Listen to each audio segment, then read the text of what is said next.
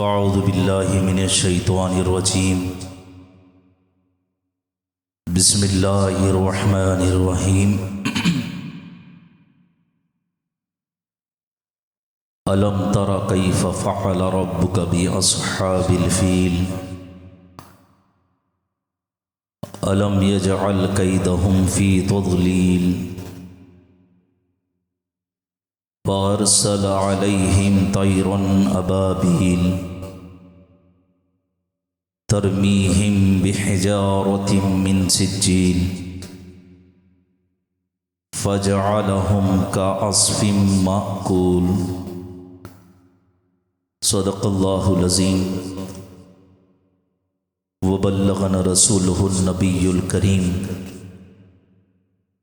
وَنَحْنُ ذَلِكَ لَمِنَ الشَّاهِدِينَ وَالشَّاكِرِينَ وَالذَّاكِرِينَ وَالْحَمْدُ لِلَّهِ رَبِّ الْعَالَمِينَ۔ تمام تعریفیں اللہ رب العزت کے لیے ہے جس نے سارے جہاں کو پیدا فرمایا، اسی کی عبادت اسی کی بندگی کی جاتی ہے، اس کے سوا کوئی عبادت کے لائق نہیں۔ لاکھوں کروڑوں درود و سلام نبی پاک رحمت عالم نور مجسم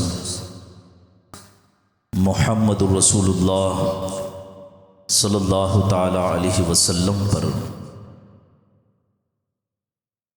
آئیے کچھ عرض کرنے سے پہلے ایک مرتبہ عقیدت اور محبت کے ساتھ حدیث درود شریف کا نذرانہ پیش کر لے۔ پڑھی اللہم صلی علی سیدنا و مولانا محمد والہ و اصحابہ وبارک وسلم صلی اللہ تعالی علیہ وسلم۔ جمعۃ المومنین، اہل ایمان مسلمانوں کے لیے عید کا دن ہے، اور بکثرت لوگ اللہ کی عبادت اور رسول پاک پر درود السلام بھیجنے کا اہتمام کرتے ہیں، اور یقیناً بندہ مصطفیٰ پر جتنا کثرت سے درود پڑھتا جائے گا اس کی عبادت میں اتنا ہی اضافہ ہوتا جائے گا۔ سرکار پر جتنا کثرت سے درود پڑھتا جائیں گے اتنی ہی آپ کی ایمان میں پختگی آتی جائے گی، دل میں نور پیدا ہوگا، ہر راستہ آسان ہوگا، ہر منزل آسان ہوگی، اور بلکہ جتنا مصطفیٰ پر درود پڑھتے جائیں گے اتنے ہی رب کے قریب ہوتے جائیں گے۔ درود اتنا معزز وظیفہ ہے، میرے آقا صلی اللہ تعالی علیہ وسلم ارشاد فرماتے ہیں جو بندہ درود پڑھتے ہوئے سو جائے، مصطفیٰ پر درود شریف پڑھتے ہوئے سو جائیں۔ آج کل نیا ٹرینڈ ہے، گانے سنتے ہوئے معاذ اللہ لوگ سوتے ہیں، میوزک سنتے ہوئے لوگ سو رہے ہیں۔ حال تو یہ ہے کہ راستے میں چلنے کے لیے بھی ان کو میوزک سننا ہے، گانے سننا ہے۔ جن کے چہرے پہ داڑھی ہے وہ بھی گانے سن رہے ہیں، جن کے چہرے پر سنت مصطفیٰ سجی ہوئی نہیں ہے وہ بھی گانے سن رہے ہیں۔ جو مصطفیٰ کی سنتوں پر عمل کر رہے ہیں وہ بھی گانے سن رہے ہیں۔ ذوق ہو گیا، ایک لوگوں کے اندر ذوق ہو گیا، لیکن حقیقت مومن کا ذوق یہ ہے کہ وہ مصطفیٰ پر درود پڑھتا ہی رہتا ہے، درود پڑھتا ہی رہتا ہے۔ سرکار فرماتے کہ مصطفیٰ پر مجھ پر درود پڑھتے ہوئے سو جائیں، آنکھ بند ہو جائیں، آنکھ کھلنے سے پہلے اسے موت آ جائے، روح نکل گئی، سوتے ہوئے مر گیا، انتقال ہو گیا۔ ہوتا کیا ہے؟ میرے آقا فرماتے ہیں اللہ تعالیٰ اس بندے کو شہادت کی موت عطا فرماتا ہے، مرتبہ دیتا ہے، شہید کہلاتا ہے وہ۔ صرف مصطفیٰ پر درود پڑھتے ہوئے سو گیا، آنکھ بند ہو گئی، سبحان اللہ، ہاتھ میں کوئی تلوار نہیں، میدان میں جانے کا نہیں، کچھ بھی نہیں، کچھ بھی نہیں، صرف نبی پر درود پڑھتے ہوئے سو گیا اور آنکھ ایسی ہی بند ہو گئی۔ اللہ تعالیٰ اس بندے کو سبحان اللہ شہید کا مرتبہ عطا فرماتا ہے۔ شہید کون؟ فرماتے ہیں کہ جس وقت شہادت ہوتی ہے شہید کہلاتا ہے، روح گردن جدا ہوتی ہے، اس وقت اللہ تعالیٰ بغیر پردے کے حائل کے اللہ تعالیٰ اپنا جلوہ دکھا دیتا ہے، جلوے کا دیدار کرواتا ہے، اللہ کا دیدار ہوتا ہے اس بندے کو۔ تبھی تو اسے معلوم نہیں ہوتا ہے کہ گردن پہ چھری چل رہی یا نہیں چل رہی، معلوم نہیں ہوتا، سبحان اللہ۔ تو درود مصطفیٰ بہت عظیم تحفہ ہے، بہت عظیم تحفہ ہے، بہت عظیم تحفہ ہے، سبحان اللہ۔ تو کثرت سے درود پڑھنے کا خاص طور سے جمعہ میں اہتمام کریں۔ قرآن مجید کی پچھلی جمعہ میں بھی اس سورت کی آیت تلاوت کی گئی تھی۔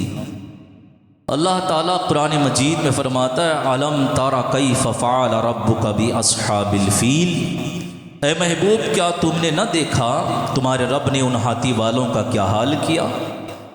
علم یجعل کیدہم فی تضلیل، کیا ان کا داؤ تباہی میں نہ ڈالا؟ وَأَرْسَلَ عَلَيْهِمْ طَيْرًا أَبَابِيلَ، اور ان پر پرندوں کا ایک جھنڈ بھیجا، ترمیہم بحجارۃ من سجیل، کہ انہیں کنکریوں کے پتھروں سے مارتے، فجعلہم کعصف مأکول، تو ان کو کر ڈالا جیسے بھوسے کی طرح، جیسے کر ڈالا بھوسے کی طرح۔ سورہ فیل کا یہ مختصر سا ترجمہ ہے۔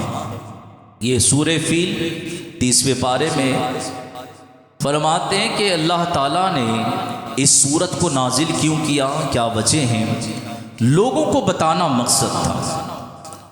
مکہ مکرمہ سورہ فیل کا جو واقعہ ہے، مفسرین لکھتے ہیں کہ یہ واقعہ رسول پاک صلی اللہ تعالیٰ علیہ وسلم کی ولادت سے 45 دن پہلے، 50 دن پہلے یا 52 دن پہلے یا 55 دن پہلے یہ واقعہ رونما ہوا۔ سرکار کی ولادت سے پہلے، جو کہ یمن کا ایک بادشاہ تھا، اس میں ایک شخص تھا جس کا نام ابرہہ تھا، جس کا نام ابرہہ تھا۔ اس نے کیا کیا، جب مکہ مکرمہ میں لوگ جوگ در جوگ حج کے لیے جیسے جاتے ہیں، اس وقت لوگ مکہ شریف جایا کرتے تھے، آج بھی جاتے ہیں۔ اس وقت جاتے تھے اور جا کر کعبے کا طواف کرتے اور وہاں پر جو ارکان ہوتے عمل کرتے، اس کے بعد واپس آ جاتے۔ تو ابرہہ جو شخص تھا، اس نے کہا کہ وہاں پر کیوں جا رہے ہیں، جانے کی وجہ کیا ہے، لوگوں کی تعداد اتنی، اور لوگ جاتے ہیں، خریداری بھی کرتے ہیں، کاروبار بھی بڑھ رہا ہے، تجارت بھی بڑھ رہا ہے، اتنی تعداد جا رہی ہے، مال کی بو نے اس کو تباہ کر دیا تھا۔ اس نے سوچا کہ یہاں سے یمن سے لوگ عرب جا رہے ہیں، تو کیوں صرف ایک گھر کے لیے، مکہ کعبۃ اللہ ایک گھر ہے، اس گھر کے طواف کے لیے، رون مارنے کے لیے، صرف اسے دیکھنے کے لیے۔ تو اس نے کہا ٹھیک ہے، ہم بھی ایک کام کرتے ہیں کہ یمن کے بادشاہ سے اس نے اجازت لی کہ ہم بھی یہاں پر ایک محل کو تعمیر کریں گے، بہت ہی خوبصورت محل تعمیر کریں گے، لوگ اس کو دیکھنے کے لیے آئیں گے، اس کی دیکھنے کے لیے بھی آئیں گے۔ تو دمشق کا بادشاہ نے اجازت دے دی، تو اس نے بہت خوبصورت محل کو تعمیر کیا، بظاہر خوبصورت، جس کو عیسائیوں کا آج ہم چرچ بھی کہتے ہیں، اس نام سے اس نے کیا، بہت ہی خوبصورت تعمیر کی، بہت ہی عمدہ تعمیر کیا، بہت ہی پیارا محل اور بہت ہی اونچا محل اس نے تعمیر کیا۔ مفسرین لکھتے ہیں کہ اس نے تخت بلقیس کا جو محل تھا، بلقیس کا جو محل تھا، اس سے بھی اس نے پتھریں لے کر آیا، اور وہاں کے کچھ جھومریں تھی وہ بھی لے کر آ کر اس میں لگایا، کیونکہ طاقتور تھا نا، وہ طاقتور تھا، وہ پاورفل تھا۔ تو اس نے محل تعمیر کیا اور لوگوں کو حکم دیا کہ آج سے یہاں پر آیا کرے، یہاں پر آیا کرے۔ اس نے کعبے کے مقابلے میں اس گھر کو تعمیر کیا تھا، کعبے کے مقابلے میں، کعبے کے بالکل مقابلے میں، یعنی اس کی حسد میں، کعبے کی حسد میں اس نے اپنے گھر کو تعمیر کیا، ایک بڑے محل کو تعمیر کیا۔ تو لوگ آتے، جب اہل مکہ قبیلے قریش کو جب معلوم ہوا کہ اس نے کعبے کے بالکل مقابل، یعنی اس کے لیے، اس کے بدلے میں ایک گھر تعمیر کی اور لوگ وہاں پر آ کر عبادت کریں، چکر لگائیں، طواف کریں، تو قبیلے قریش کا ایک شخص تھا جس کو وہاب بھی کہا جاتا ہے، اس نے ارادہ کیا کہ میں جاؤں گا اور جا کر وہاں پر اس کو حقیقت بتاؤں گا۔ وہ گیا گھر، جا کر اس سے ابرہہ سے کہا کہ تم اجازت دے تو میں اس گھر کی تھوڑی سی خدمت کر لوں، خدمت کر لوں۔ تو اس نے اجازت دے دی، کہا کہ قبیلے قریش عرب سے اس سے اچھی بات کیا ہو سکتی ہے۔ تو وہ اندر داخل ہوا، کچھ دن گزرنے کے بعد اس نے کہا کہ میں ایک رات یہاں رکنا چاہتا ہوں۔ اندر رات میں رکنے کی اجازت کسی کو نہیں تھی، تو اس نے اجازت لی کہ میں رات میں رکنا چاہتا ہوں اس گھر میں۔ تو ابرہہ نے اجازت دے دی کہ اجازت ہے، رہا جائے۔ تو اس نے رات میں رکا۔ جب رات ہوئی تو اس نے اپنی گندگی کو، جو غلاظت ہوتی ہے، اس نے پورے دیواروں پر لگا دیا، لگا دیا، پلروں پر لگا دیا، دیواروں پر لگا کر رات کا رات وہاں سے نکل گیا۔ جب صبح ہونے کے بعد دروازہ کھولا گیا، جیسی دروازہ کھولا گیا تو فوری اندر سے گندگی کی بو آنے لگی۔ تو ابرہہ کو جب معلوم ہوا تو وہ لال بگولا ہو گیا، لال بگولا گیا، پہلے تو کالا ہی تھا وہ۔ آپ کو معلوم ہونا چاہیے کہ ابرہہ کا خط بالکل پست تھا، چھوٹا قد تھا، کالا کلوٹا تھا اور موٹا سا تھا، اور اس کی ناک اور منہ اس کی کٹی ہوئی تھی، ناک اور منہ کٹی ہوئی تھی اس کی۔ تو اس غصے میں آ گیا، کہا کہ اب میں کعبے کو ڈھا دوں گا۔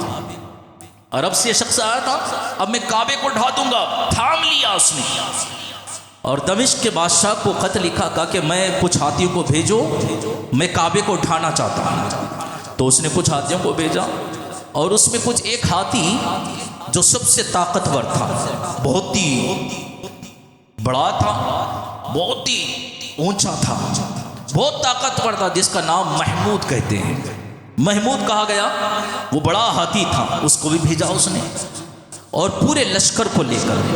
اور ایک آپ کو ایک بات بتاؤں، ایک پیاری بات بتاتا ہوں، اس کے بعد مختصر سی گفتگو جلدی ختم کرتے ہیں۔ ایک بات ہے کہ جب محل کو تیار کیا گیا نا، تو لوگ آتے نہیں، لوگ آتے نہیں تھے۔ تو دمشق کے بادشاہ نے مشورہ دیا کہ ابرہہ کو کہا کہ تم وہاں پر کھانے کھلانا شروع کرو، وہاں پر کھانے کا آغاز کرو، لوگ کھانے کے بھوکے ہوتے ہیں، آ جائیں گے ضرور۔ میں آپ سے ایک چیز کہتا ہوں، یہ رواج جو آج چل رہا ہے، لوگ دو نوالوں کے لیے اپنے ایمان کو بیچ رہے ہیں۔ آپ دیکھیے، جو وہابی دیوبندی ہے، آپ کو نوجوان بچوں کو لیں گے، ہوٹل پھریں گے، 5 سٹار ہوٹل پھریں گے، کیونکہ اس کا ذوق شوق ہے، اس کو کھانے کا، پھرنے کا، ینگ خون ہے، تو اس کو ہر روز ہوٹل لے کے جائے گا۔ وہ پہلے کچھ نہیں کہے گا، بلکہ ہفتے میں ایک مرتبہ اس کو لے کر جائے گا، عمدہ اس کو کھانا کھلائے گا، پیاری پیاری جگہوں پر لے کر جائے گا۔ کیوں؟ سے معلوم ہے نا کہ یہ کھانے کے عوض میں ایمان کو بھیج دے گا۔ معلوم ہے آج یہ بھی تدبیر چل رہی ہے، آج بھی یہ بھی چل رہا ہے۔ اب دیکھیے گا، لوگ دھونے والے کھانوں کے لیے، لقموں کے لیے حلال حرام نہیں دیکھ رہے ہیں، کس کے پاس آ رہا نہیں دیکھ رہے ہیں، صرف 2 لقموں کے لیے اپنے ایمان کا سودا کر رہے ہیں، ایمان کا سودا کر رہے ہیں۔ اللہ اکبر۔ تو اس وقت یہ بھی تدبیر شامل کی گئی کہ محل کی طرف لوگ آتے نہیں تو مشورہ دیا گیا کھانا کھلاتے جاؤ، لوگ کھانے کے بھوکے خود بخود آ جائیں گے۔ لوگوں کی تعداد بڑھ گئی تھی۔ الغرض اس ابرہا نے اپنے قافلے کو لے کر پہنچا دمشق مکہ مکرمہ۔ جیسے قریب پہنچتے ہی جب معلوم ہوا، فرماتے کہ اس کے دل میں ہیبت بھی تھی، ہیبت طاری ہو گئی تھی، تو اس نے کیا کیا کہ قریب پہنچتے پہنچتے حضرت عبد المطلب جو سرکار کے دادا جان تھے، وہ کعبے کے متولی تھے، انہوں نے کیا کیا؟ انہوں نے کچھ نہیں کیا، خاموش رہے۔ تو جو ابرہا تھا اس کے اندر ہیبت طاری ہو رہی تھی، کعبے کے قریب جا رہا تو ہیبت طاری ہو رہی، کعبے کے قریب جا رہا ہیبت طاری ہے، تو اس نے کیا کیا؟ مکے میں جتنے اونٹ تھے، جتنے بکریاں تھے، سب کو لے لیا، چوری کر لیا، اپنے پاس لا لیا۔ جب عبد المطلب کو پتا چلا کہ دیکھو وہ اونٹ لے کر گیا، بکریاں لے لی اس نے، کرے کیا؟ تو عبد المطلب نے کچھ نہیں کیا، چلو اس سے بات کرتے ہیں۔ سرکار کے دادا جان کہتے ہیں چلو اس سے بات کرتے ہیں۔ اب اس کے پاس جب جایا گیا، قبیلے قریش کے کچھ لوگ بھی موجود تھے، وہ قریب پہنچے۔ جیسے ہی قریب پہنچے، روایت میں آتا ہے کہ وہ اوپر تخت پہ بیٹھا ہوا تھا، عبد المطلب کو دیکھا نہیں تھا، کبھی دیکھا نہیں تھا، اور مصطفیٰ کے دادا جان عرب میں سب سے خوبصورت تھے، سب سے حسین تھے، گفتگو اتنی پیاری۔ اس وقت اہل عرب کہتے ہیں جو بھی عبد المطلب کو دیکھتا ان کا دیوانہ ہو جایا کرتا، جو بھی ان کو دیکھتا دیوانہ ہو جایا کرتا۔ اللہ اکبر، سبحان اللہ۔ وہ پہنچے، قبیلے قریش کے کچھ لوگ بھی تھے، وہ پر تخت پہ تھا، چھوٹا تھا نا تخت، اس کا ہائٹ کم تھی، ظاہر سی بات ہے تخت پہ بیٹھے گا تو اونچا نظر آئے گا۔ جیسے وہ اونچا بیٹھا ہوا، تخت پہ بیٹھا ہوا عبد المطلب کو دیکھا، فرماتے ہیں جیسے نظر پڑی تخت سے زمین پر آ گیا، فوری زمین پر آ گیا، اور کہنے لگا کہ میں نے آج تک زندگی میں اتنا حسین شخص کس کو نہیں دیکھا۔ وہ خود بول پڑا، پھر وہیں پر قالین بچھی ہوئی تھی، بیٹھ گئے۔ بیٹھنے کے بعد اس کے بعد گفتگو ہوئی تو عبد المطلب نے فرمایا رضی اللہ تعالیٰ نے کہا، اے ابرہا، میں آنے کا مقصد میرے اونٹ کو لینے کے لیے آیا ہوں، بکریوں کو لینے کے لیے آیا ہوں۔ اس نے کہا میں تعجب میں ہوں اس بات، تم عبد المطلب ہو، تم مکے کے کعبے کے متولی ہو تم؟ تو انہوں نے کہا ہاں میں عبد المطلب ہی ہوں، لیکن میری بات حیران ہے، تمہاری بات مجھے حیران کر رہی ہے۔ تو میں نے سوچا کہ تم کعبے کی بات کرنے کے لیے آئے ہو، لیکن تم تو اپنی اونٹ کی بات کر رہے ہو، اپنی بکریوں کی بات کر رہے ہو۔ تو عبد المطلب نے فرمایا اے ابرہا، بظاہر میں اونٹ اور بکریوں کا مالک میں ہوں اور کعبے کا مالک خدا ہے، میں اپنی بکریوں کی بات کروں گا، مجھے اونٹ دے دے، بکریاں دے دے، میں چلا جاؤں۔ تو ابرہا نے کہا کعبہ؟ تو کہا کعبے کی حفاظت خود رب کعبہ فرمائے گا، وہ اب رب کعبہ کرے گا۔ اس نے کہا اچھا ٹھیک، دے دیا۔ عبد المطلب جب بکریاں اونٹ لے کر واپس لوٹے، فرماتے عبد المطلب جب کعبے کے اندر انٹر ہو رہے تھے، کعبے کے اندر انٹری لے رہے تھے، مفسرین لکھتے ہیں کہ عبد المطلب کے پیشانی سے ایک نور نکلا، نور روشن ہوا، اور اس کی روشنی کعبے پہ پڑنے لگی، اور غیب سے آواز آئی اے عبد المطلب گھبرانا نہیں، رب کعبے کی حفاظت فرمانے والا، رب کعبے کی حفاظت کرنے والا آیا۔ عبد المطلب نے کعبے کو پکڑ کر، چوکٹ کو پکڑ کر غریوزاری کی، رب کی بارگاہ میں دعا کی، مالک جو ابرہا طاقتور ہیں اس کے سامنے ہماری طاقت کچھ نہیں، ہم پست ہو جائیں گے، وہ بہت بڑا طاقتور ہیں، وہ بہت بڑا طاقتور ہے، لیکن تیرے گھر کی طرف آ رہا ہے، رب کے گھر کی طرف، مسجد کی طرف آ رہا ہے، اے مولا تو اپنی قدرت، اپنی طاقت کا اظہار فرما، اپنی طاقت کا اظہار فرما۔ آپ نے سب نے اس کو پڑھا سنا ہے۔ عبد المطلب اپنے ساتھیوں کو لے کر، جانوروں کو لے کر چلے گئے، اور جب وہ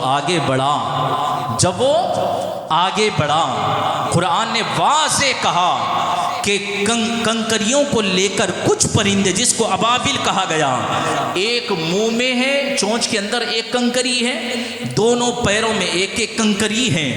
جب وہ کعبے کی طرف بڑھ رہا تھا، اچھا جو محمود، جو سب سے بڑا جو ہاتھی تھا، آپ جانتے وہ کعبے کی طرف منہ کرا ہوا تھا، بیٹھا ہوا تھا، جب اس کو اٹھایا گیا تو اٹھتا ہی نہیں، وہ اس کو مارا گیا، اس کو بہت ساری تکلیفیں دی گئی، وہ اٹھتا ہی نہیں۔ کسی نے مشورہ کیا کہ اس کا چہرہ رخ چینج کر کے اٹھا کر دیکھیں، جیسی کعبے سے چہرے کو اٹھا کر رخ چینج کرتے تو فوری کھڑا ہو جاتا، بھاگنا شروع کرتا، پھر کعبے کی طرف کرتے ہی پھر فوری بیٹھ جاتا۔ مفسرین کہتے ہیں کہ اتنے بڑے ہاتھی جانور کو بھی معلوم ہوا، لیکن اس انسان کو نہیں معلوم ہو سکا۔ میں غلط کر رہا ہوں، اس کو نہیں معلوم ہوا، جانور کو معلوم ہوا ہے، جانور کو اطلاع مل گئی کہ میں کدھر جا رہا ہوں، یہ قدم غلط ہے، لیکن وہ انسان ہو کر اسے معلوم نہیں ہوا، کیونکہ مال کی متاع، مال کا جو بغض، خوشی تھی، مال کی جو چاہت تھی نے اس کو ختم کر دیا تھا۔ الغرض جب وہ آگے بڑھتے تو ابابل جو کنکریاں لے کر ایک سمندر کے اوپر سے آئے، پوری ایک گروہ تھا، ایک پیچھے ایک گروہ تھا، وہ اس کنکری پر جس کے اوپر پھینکا جاتا اس کا نام بھی لکھا ہوا تھا۔ وہ کنکری، وہ ابابیل پرندے اسی شخص کے اوپر پھینکتے ہیں، جب سر پر پھینکتے سر کو کاٹتے ہوئے، ہاتھی کو کاٹتے ہوئے زمین پر آ جاتا، ریزہ ریزہ ہو جاتا۔ اللہ اکبر۔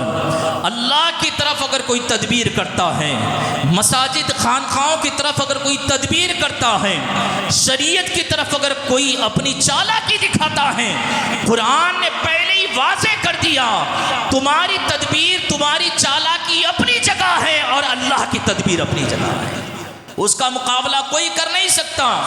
یہ خوش قسمتی سمجھو کہ اللہ تعالیٰ پھر بھی ہمیں اپنی نعمتیں عطا کر رہا ہے۔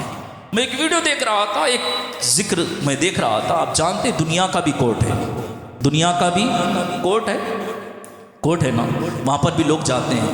جس صاحب نے ایک شخص کو دیکھا، آواز دی، جس کی گنڈی کھلی ہوئی تھی، جج نے کہا اس کو باہر نکالو۔ کیوں؟ معلوم نہیں کورٹ میں آنے کا طریقہ کیا ہے، ادب نہیں معلوم، نکال دو اس کو باہر۔ اس کو باہر نکال دیا گیا۔ اللہ اکبر، اللہ اکبر۔ مساجد کا بھی مالک، یہ بھی ایک کورٹ ہے، اس کا مالک رب ہے۔ رب کتنا کریم ہے کہ ہمارے اتنے بڑے گنہگار ہونے کے باوجود بھی اپنے گھر بلا رہا ہے اور عزت نواز رہا ہے۔ اللہ اکبر۔ آپ مجھے بتائیے گا کہ اگر ہمارے برے اعمال اگر کھل جائیں، رب اگر کھول دے دنیا میں، کیا لوگ ہمیں منہ لگائیں گے؟ اللہ اکبر۔ ہمارا حلیہ تو ایسا ہے، ارے ہم مر جائیں نا کہیں لاواری جگہ پر جا کر، ٹوپی نہیں، لباس نہیں، آئی ڈی پروف نہیں، میں کہتا ہوں لوگ دیکھ کر تمہیں شک میں آ جائیں گے کہ تم مسلمان ہو، عیسائی ہو یا کون ہو، پہچان کرنا مشکل ہو جائے گی۔ ہمارا کردار، ہماری حلیے ایسے ہو گئے، ہمارا صرف کردار سے معلوم نہیں ہو رہا، ہمارے حلیے سے نہیں معلوم ہم مسلمان ہیں۔ اللہ اکبر۔ سوچو ہم کیا منہ دکھائیں گے قبر میں جانے کے بعد، کیا چہرہ دکھائیں گے؟ عزیزان ملت اسلامی، آج ضرورت ہے ہمارے لیے کہ ہم قرآن کو پڑھیں، قرآن کو سمجھیں، شریعت کو سمجھیں، اللہ کے احکام کو سمجھیں۔ انسان کی محبت کا اضافہ تبھی ہوتا جائے گا جب مصطفیٰ پر کثرت سے درود پڑھتا جائے گا۔